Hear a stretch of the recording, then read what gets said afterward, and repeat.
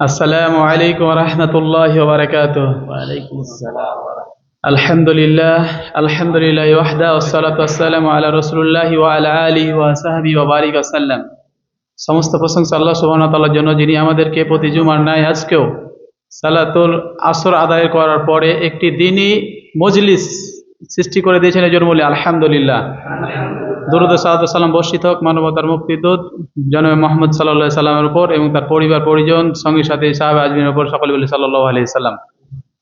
আজকে আমাদের মূলত আলোচ্য বিষয়, এটা একটা সাবজেক্ট ক্লাসের মধ্যে আমরা চেষ্টা করছি। তো আজকের আলোচ্য বিষয় সূরা আরাফের 11 নম্বর আয়াত থেকে 16 নম্বর আয়াত পর্যন্ত মূলত শয়তান এবং আল্লাহ সুবহানাহু ওয়া তাআলার কথোপকথন, আর কিছু আদম আলাইহিস সালামকে মেন সাবজেক্ট রয়েছে আল্লাহ সুবহানাহু ওয়া তাআলা মানুষকে নিয়ে। তো আসলে শয়তান আমাদের দুশমন, এটা আমাদের চিনতে হবে কতটা কিভাবে দুশমন। আল্লাহ সুবহানাহু ওয়া তাআলা অন্য এক আয়াতে সূরা বাকারা 208 নম্বর আয়াতে আল্লাহ বলছে, ইয়া আল্লাযিনা আমানু, হে ঈমানদারগণ, উদখুলু ফিস সিলমি কাফা, তোমরা ইসলামে পরিপূর্ণ দাখিল হয়ে যাও।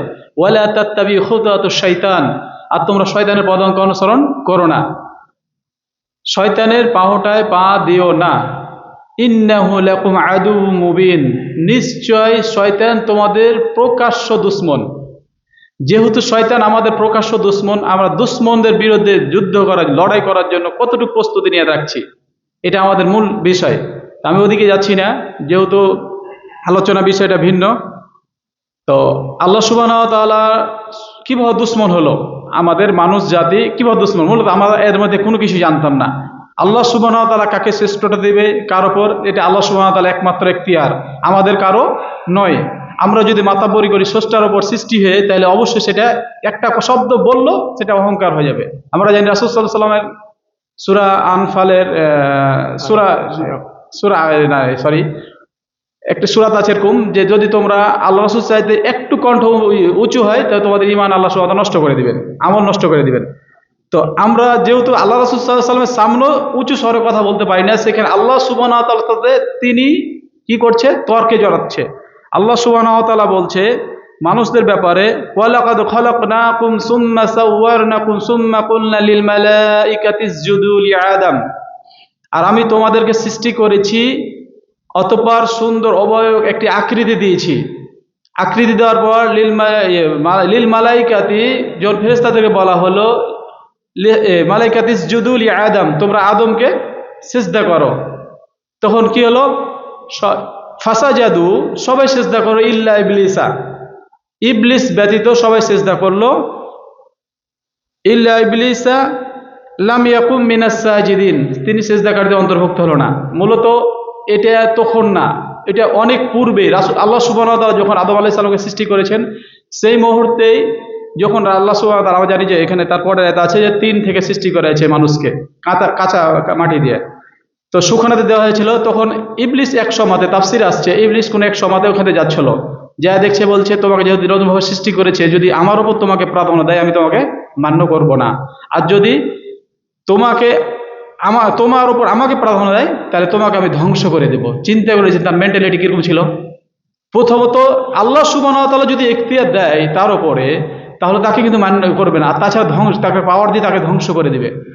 তো আল্লাহ এখানে যেহেতু সেজদাকারী অন্তর্ভুক্ত হলো না, ক্বাল আল্লাহ সুবহানাহু ওয়া তাআলা, তারপর বলছে আল্লাহ সুবহানাহু, মা মানাকা, তোমাকে কিসে বাধা দিল, মা মানাকা, আশ্চর্য, আল্লা তাসজুদা ইজ আমারতুক, অথচ যেখানে আমি তোমাকে আদেশ করেছি। আল্লাহ সুবহানাহু ওয়া তাআলা বলছে, যেখানে স্রষ্টা আমাকে আদেশ করছেন, সেখানে আমার আর কোনো যুক্তি, কোনো ভালো মন্দ বিবেচনা করার আমাদের কোনো অবকাশ নাই, যেহেতু স্রষ্টা তিনি। আল্লাহ সুবহানাহু ওয়া তাআলার নাম এমনিতে না, রাসূল সাল্লাল্লাহু আলাইহি ওয়াসাল্লাম নাম এমনি আহমদ মাহমুদ হয় নেই। মোহাম্মদ মানে হচ্ছে যিনি সর্বোচ্চ প্রশংসাকারী, আহমদ মানে হচ্ছে যিনি সর্বোচ্চ প্রশংসনীয় হচ্ছে মোহাম্মদ, আহমদ হচ্ছে সর্বোচ্চ প্রশংসাকারী। দুনিয়াতে রাসূল সাল্লাল্লাহু আলাইহি ওয়াসাল্লাম নাম হচ্ছে মোহাম্মদ, এবং আসমানের সবচেয়ে সৃষ্টির মধ্যে সর্বোচ্চ প্রশংসাকারী হচ্ছে আল্লাহ রাসূল সাল্লাল্লাহু আলাইহি ওয়াসাল্লাম, এই জন্য তার নাম হবে আহমদ। তো যাই হোক, আমি ওদিকে যাচ্ছি না। এখানে তখন বলছে, কয়লা, ইবলিস বলল, কেন তুমি সেজদা করলে না? ইবলিস বলছে, কয়লা আনা খায়রুম মিনহু, আনা খায়রুম মিনহু, আমি তার চেয়ে উত্তম। দেখছেন কত বড় ব্যাকল, তিনি স্রষ্টার সামনে তর্কে করে, মানে যুক্তি দেখাতে যাচ্ছে। আনা খায়রুম মিনহুম খলাকতানি মিন নারি ওয়া খলাকতাহু মিন তিন, যে আমাকে সৃষ্টি করা হয়েছে আগুন থেকে, আর মাটি, আদমকে সৃষ্টি করা হয়েছে মাটি থেকে। যেহেতু যুক্তি দেখাচ্ছে আগুন যত প্রজ্বলিত হবে ঊর্ধ্বমুখী, মাটি যত মানে ওজন হবে, কাদা হবে, তত নিম্নমুখী। অতএব তার যুক্তি, মাটি আগুনের কাছে সেজদা করবে, আগুন মাটির কাছে নয়। তো এখানে তিনি মূলত বুঝতে পারেনি বিষয়টা। মাটি হচ্ছে আসলে একটা নম্র, বিনয়, আনুগত্য স্বীকারকারী, অপারগ মাটি। আমরা কিন্তু সবকিছু পারতে সক্ষম নই। আমরা সবসময় এই জন্য আল্লাহ সুবহানাহু ওয়া তাআলার কাছে দোয়া করি। আমরা ইয়া মুকাল্লিবাল কুলুব সাব্বিত কলি আলা দিনিক, যে আমাদের অন্তর্গত দিনের উপর রাখো। অনেক রকম আমরা সবসময় নাপারগতার দোয়া করি, এবং কি আমরা সালাত শেষও বলি আস্তাগফিরুল্লাহ। একটা ভালো কাজ করার পর আল্লাহ তওবা করতে হয় কেন? কারণ আমাদের মানুষের মধ্যে ভুল ত্রুটি, আমরা দুর্বলতা আমরা স্বীকার করি। এই জন্য আল্লাহ অন্য এক আয়াতে আদম আলাইহিস সালাম, যে শেষে আলোচনা আসবে ইনশাআল্লাহ, তো আদম আলাইহিস সালাম শ্রেষ্ঠত্ব কেন এটা বাড়লো? ক্বালা ফাহবিদ মিনহা, আল্লাহ সুবহানাহু ওয়া তাআলা বলছে তারপরে তুমি এখান থেকে নেমে যাও।